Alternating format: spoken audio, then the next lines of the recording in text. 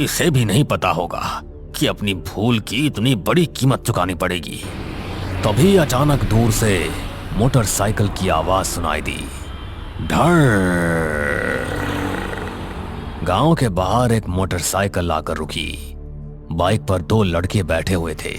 उनमें से एक लड़का नीचे उतरा और चारों तरफ पसरे मातम को देखकर हैरानी से बोला, यहां क्या हुआ है? गांव का मुखिया उसकी तरफ मुड़ा। कौन हो तुम? जी, मेरा नाम अमित है। मैं और मेरा दोस्त हॉन्टेड प्लेसेस और रहस्यमय जगहों पर वीडियो बनाते हैं। इंटरनेट पर आपके गांव जाखोल के बारे में काफी अजीब बातें सुनने को मिली, इसलिए सबसे पहले हम दोनों यहां जांच करने आए हैं।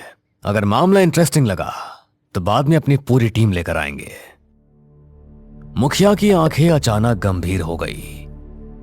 तो फिर इस लाश को देख लो, सब पता चल जाएगा कि जाखोल गांव की डरावनी कथाएं सच है या झूठ। अमित धीरे धीरे बलराम की लाश के पास पहुंचा। जैसे उसकी नजर बलराम के टेढ़े पड़े हाथ पैरों और डर से जमी आंखों पर पड़ी, उसका शरीर कांप उठा। इसे किसने मारा? मुखिया ने डरावनी आवाज में जवाब दिया, उसी ने जो हर अमावस्या की रात हमारे गांव के हर घर के दरवाजे पर 3 बार दस्तक देती है और गलती से अगर कोई दरवाजा खोल दे उसे मार डालती है। अमित की आंखों में डर उतरने लगा। कौन है वो? चुड़ैल है, डायन है या पिशाचिनी, कोई नहीं जानता। बस इतना जानते हैं उसके पैर उल्टे हैं, उसके नाखून जानवरों जैसे हैं और उसका चेहरा इतना भयानक है कि शब्दों में बताया नहीं जा सकता। अमित के चेहरे का रंग उड़ चुका था। लेकिन आपने कभी ये जानने की कोशिश नहीं की कि आपके गांव में ऐसा क्यों होता है? मुखिया कुछ पल चुप रहा। ठंडी हवा बहने लगी। इसके पीछे 50 साल पुरानी घटना जुड़ी हुई है, लेकिन अभी तुम्हें बताने का सही समय नहीं है। हमारे गांव में गम का माहौल है, यहां से चले जाओ। अमित ने डरे हुए चेहरे से अपने दोस्त की तरफ देखा और अगले ही पल दोनों जल्दी से मोटरसाइकिल पर बैठे और वहां से निकल गए। कुछ देर बाद पूरे गांव के बीच बलराम का अंतिम संस्कार कर दिया गया। लकड़ियों में जलती आग के साथ गांव वालों के चेहरों पर डर और गहरा होता जा रहा था, क्योंकि वे जानते थे अगली अमावस्या फिर आएगी।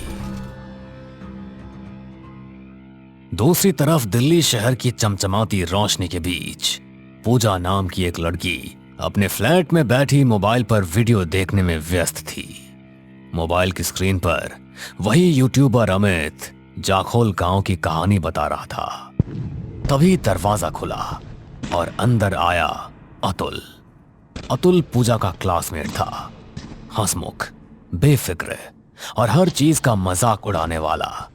अतुल मुस्कुराते हुए पूजा के सामने बैठ गया। अरे आखिर ऐसा क्या देख रही हो मोबाइल पर कि तुम्हें पता ही नहीं चला कि मैं यहाँ आ चुका हूँ? पूजा ने मोबाइल बंद कर दिया। रियली आजकल लोगों को हो क्या गया है? इतनी बकवास वीडियो बनाते हैं और ऊपर से उन पर इतने व्यूज भी आ जाते हैं। अतुल हंस पड़ा। अरे ऐसा क्या देख लिया तुमने? एक यूट्यूबर की वीडियो देख रही थी, जाखोल गांव के बारे में बता रहा था। बोल रहा था कि हर अमावस्या की रात वहाँ कोई औरत गांव के हर घर में 3 बार दस्तक देती है और जो भी दरवाजा खोल देता है अगली सुबह जिंदा नहीं बचता। ये सुनते ही अतुल जोर जोर से हंसने लगा। क्या बकवास है ये? ऐसा लग रहा है जैसे तुम किसी डरावनी फिल्म की कहानी सुना रही हो। तभी वहां आर्यन आ गया। आर्यन एक बेहद शांत, समझदार और गंभीर लड़का था। आर्यन और पूजा एक दूसरे से प्यार करते थे। आर्यन मुस्कुराते हुए दोनों के पास बैठ गया। क्या बात है, किस बात पर इतनी हंसी आ रही है? कुछ नहीं, यूट्यूब पर एक स्टूपिड सी वीडियो देख रही थी। किसी ने जाखोल गांव के बारे में अपलोड किया है। जाखोल गांव का नाम सुनते ही आर्यन के चेहरे की मुस्कान गायब हो गई। उसकी आंखों में अचानक गंभीरता उतर आई। कैसा वीडियो? वही कि गांव में हर अमावस्या की रात कोई चुड़ैल या पिशाचिनी हर घर में 3 बार दस्तक देती है और जो दरवाजा खोल दे उसे मार देती है। और 2 दिन पहले ही उसने गांव की एक लड़की को मार डाला। अतुल फिर हंसने लगा। अरे कितनी अजीब बात है, एक डायन गांव वालों को मार रही है और पुलिस हाथ पर हाथ रखकर बैठी हुई है। लेकिन आर्यन नहीं हंसा। उसका चेहरा डर से सख्त पड़ चुका था। अगले ही पल वो तेजी से वहां से चला गया। पूजा और अतुल एक दूसरे को हैरानी से देखने लगे। शाम के समय आर्यन अपने घर के गार्डन में अकेला बैठा हुआ था। उसकी आंखें कहीं खोई हुई थी। तभी वहां पूजा और अतुल आ गए। क्या हुआ? तुम अचानक वहां से उठकर क्यों चले गए? जाखोल गांव के बारे में तुम जो वीडियो देख रही हो उसका मजाक मत उड़ाओ। तुम शायद नहीं जानती, मैं उसी गांव का रहने वाला हूं। ये सुनते ही अतुल चौंक गया। क्या तुम जाखोल गांव के रहने वाले हो? आर्यन ने गहरी सांस ली और दोनों की तरफ देखने लगा। सुनो, उस यूट्यूबर ने जो बताया है, बरसों से हमारा गांव उसी खौफ में जी रहा है। गांव वालों की मान्यता है कि अमावस की रात कोई 3 बार दस्तक देती है और जो भी दरवाजा खोलता है वो मर जाता है। बचपन से इसी डर की वजह से माँ और पिताजी ने मुझे मामा जी के घर भेज दिया और फिर कभी गांव नहीं बुलाया। मुझे आज भी गांव वालों के वो डरे हुए चेहरे याद आते हैं और माँ पिताजी की आंखों में आंसू। आज भी जब मैं घर आने की बात करता हूँ, माँ मना कर देती है। आर्यन, चलो मान लिया कि बचपन में तुम गांव में रहते थे, इसलिए तुम्हारी सोच वैसी हो सकती है। लेकिन अब तुम शहर में बड़े हुए हो, क्या तुम अभी भी इन बकवास बातों पर यकीन करते हो? पूजा सही कह रही है यार, ऐसा नहीं हो सकता। ये सब सिर्फ फिक्शन मूवीज में होता है, वो भी हॉरर फिल्मों में। आर्यन दोनों को देखने लगा। सच कहूं तो मुझे भी समझ नहीं आता कि क्या सच है और क्या झूठ। कभी कभी मुझे भी ये सब बकवास लगता है, लेकिन फिर सोचता हूं अगर ऐसा नहीं है तो माँ पिताजी मुझे गांव आने से क्यों रोकते हैं? उन्होंने मुझे मामा जी के घर क्यों भेज दिया? पूजा गहरी सोच में डूब गई। तुम्हारे सवाल का जवाब तुम्हें अपने गांव जाकर ही मिलेगा। आर्यन चौंक गया। क्या मतलब? अतुल हंस पड़ा। अरे सीधी सी बात है, हम तीनों तेरे गांव चलेंगे। लेकिन मैंने अभी बताया ना, माँ हमेशा मुझे गांव आने से मना करती है। पूजा मुस्कुराई। हाँ, तुम हमेशा उनकी बात मान लेते हो। देखो आर्यन, अगर तुम्हारा मुझसे शादी करने का मूड नहीं है तो साफ साफ बता दो। आर्यन चौंक गया। इसमें हमारी शादी की बात कहाँ से आ गई? बिल्कुल आ गई। तुम कहाँ के रहने वाले हो मुझे पता होना चाहिए। तुम्हारा गांव कैसा है ये भी मुझे पता होना चाहिए। और क्या तुम अपने माँ पिताजी से मुझे मिलवाओगे या शादी में उन्हें बुलाने का कोई प्लान ही नहीं है? अतुल हंस पड़ा। अरे छुट्टियां होने वाली है और मैंने सुना है जाखोल एक पहाड़ी इलाका है। वहाँ बड़े बड़े पहाड़ और हरियाली है, किसी हिल स्टेशन से कम नहीं होगा। आर्यन उन्हें मना करना चाहता था, लेकिन आखिरकार उसे दोनों की बात माननी ही पड़ी। अगले दिन तीनों ट्रेन में बैठकर जाखोल गांव के लिए निकल पड़े। शाम होते होते ट्रेन पहाड़ी इलाकों में पहुंच चुकी थी। ट्रेन घने कोहरे को चीरती हुई धीरे धीरे आगे बढ़ रही थी। खिड़की के बाहर दूर दूर तक फैले देवदार के पेड़ दिखाई दे रहे थे। पहाड़ों से उतरती ठंडी हवा माहौल को और रहस्यमय बना रही थी। हल्का हल्का कोहरा पटरियों के ऊपर तैर रहा था। यार ये जगह तो बहुत खूबसूरत है, यहाँ तो रहने में मजा ही आ जाएगा। अब देखना होगा आर्यन का गांव और उसका घर कैसा होगा। आर्यन हल्का सा मुस्कुराया। स्टेशन से घर ज्यादा दूर नहीं है, हम लोग पैदल ही चलेंगे। तीनों धीरे धीरे गांव की तरफ बढ़ने लगे। रास्ते के दोनों तरफ घने देवदार के पेड़ खड़े थे। पहाड़ों के बीच से गुजरती पतली सड़क पर हल्का हल्का कोहरा फैला हुआ था। दूर पहाड़ों से आती ठंडी हवा शरीर में सिरहन पैदा कर रही थी।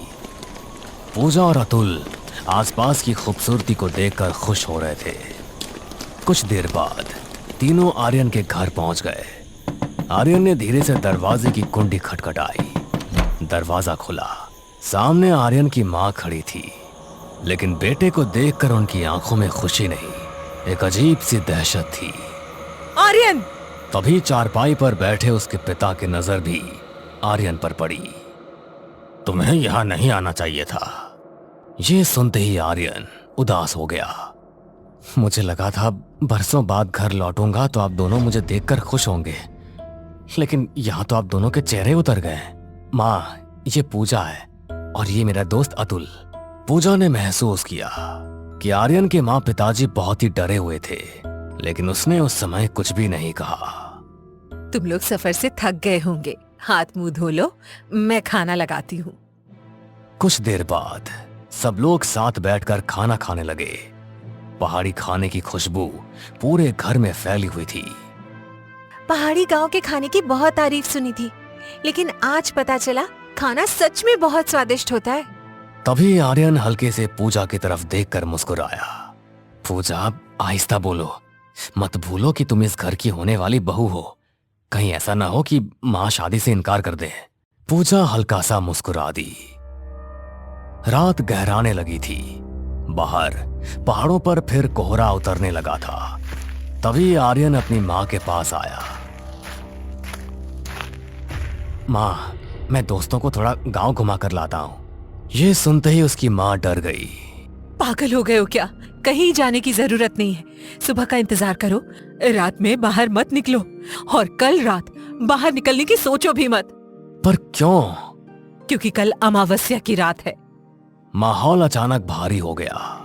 आर्यन चुपचाप वापस कमरे में चला गया। अरे यार, सोचा था गांव की ठंडी रात और हवा एंजॉय करेंगे, लेकिन यहाँ तो सब डरे हुए हैं। अगली सुबह आर्यन अपने दोस्तों को गांव घुमाने ले गया। पहाड़ों के बीच बसा जाखोल दिन में बेहद खूबसूरत दिखाई देता था।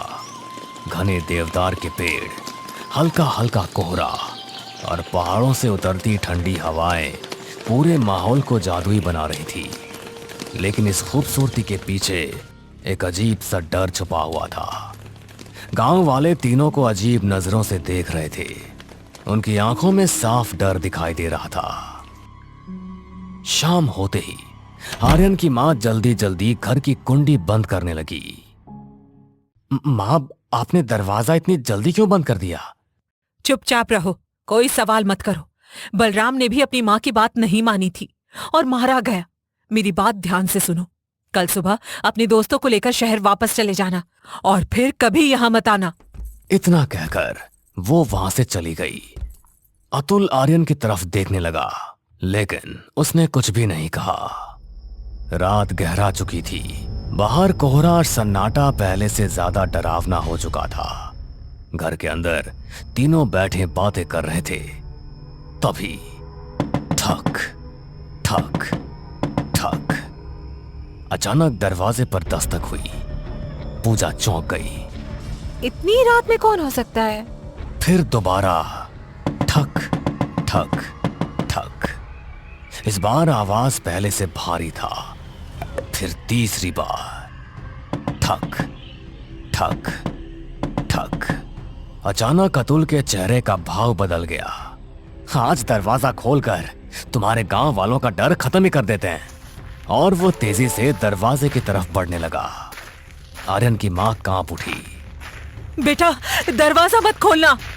लेकिन अगले ही पल खर, अतुल दरवाजा खोल चुका था। जैसे ही दरवाजा खुला, हवा का भयानक झोंका अंदर घुसा और अतुल का शरीर हवा की रफ्तार से लगभग 4 फुट आगे खींच गया। उसके सामने एक लंबा घूंघट डाले औरत खड़ी थी। उसके पैरों में भारी पायलें थी और उसके उल्टे पैर धीरे धीरे मिट्टी पर घिसट रहे थे। पूजा की चीख निकल गई। तभी घूंघट वाली स्त्री की गर्दन धीरे धीरे ऊपर उठी और उसके घूंघट के अंदर से 2 पीली आंखें चमकने लगी।